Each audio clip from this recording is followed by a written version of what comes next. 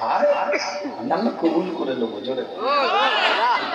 অন্য আয়াতের মধ্যে কিতাবটা বলে থাকে, খুবই কমন আয়াত, এটা আমরা জানি, তাই এবারতে বেশি ব্যাখ্যার দিকে যাব না। কিতাবটা বলে থাকে, পরিষ্কার করে লেখা আছে, আমার আল্লাহ আমার মাওলা আমার পরওয়ারদিগার এলান করে দেয়, আমার আল্লাহ আমার মাওলা পরওয়ারদিগার জানিয়ে দেয়, ইয়া আইয়ুহাল্লাযীনা আমানু তুবু ইলাল্লাহ তাওবাতান নাসুহা। আমার আল্লাহ জানিয়ে দিচ্ছেন, তুবু ইলাল্লাহ তাওবাতান নাসুহা।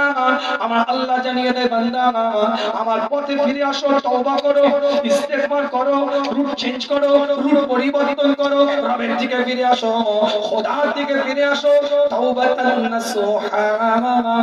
এই নাসুহার ব্যাখ্যা এসেছে দুটো, মুফাসসির ইকরামদের কওল বলি, কোনো বানোয়াটি কথা আপনাদের খেদমতে নয়। কিতাবটা খুলে দেখেন, তাফসীরে জালালাইন খুলেন, তাফসীরে মারিফুল কোরআন খুলেন, তাফসীরে কুরতুবী খুলেন, তাফসীরে বাইজাবি খুলেন, তাফসীরে রুহুল বয়ান খুলেন, তাফসীরে মানি খুলেন, তাফসীরে কবির খুলেন, তাফসীরে কাসীর খুলেন, তাফসীরে মাদারিক খুলেন, তাফসীরে জারি তাবারি খুলেন, সব থেকে কাদিমতম একটা তাফসীরে কিতাব পরিষ্কার করে লেখা আছে।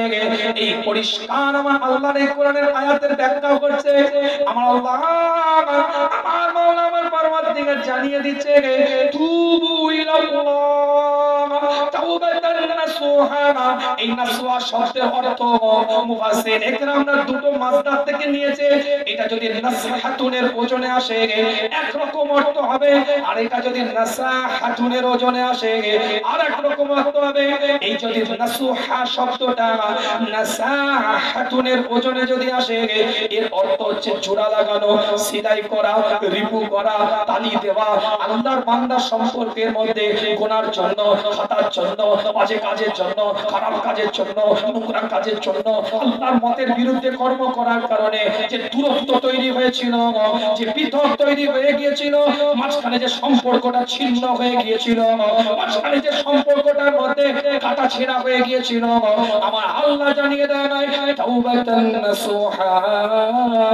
এই তওবায় বান্দার আল্লাহ সম্পর্কে সিলাই করে দেয়, বান্দার আল্লাহ সম্পর্কে দূরত্বটা কমিয়ে দেয়, বান্দার আল্লাহ সম্পর্কে রিপু করে দেয়, তালি লাগিয়ে দেয়।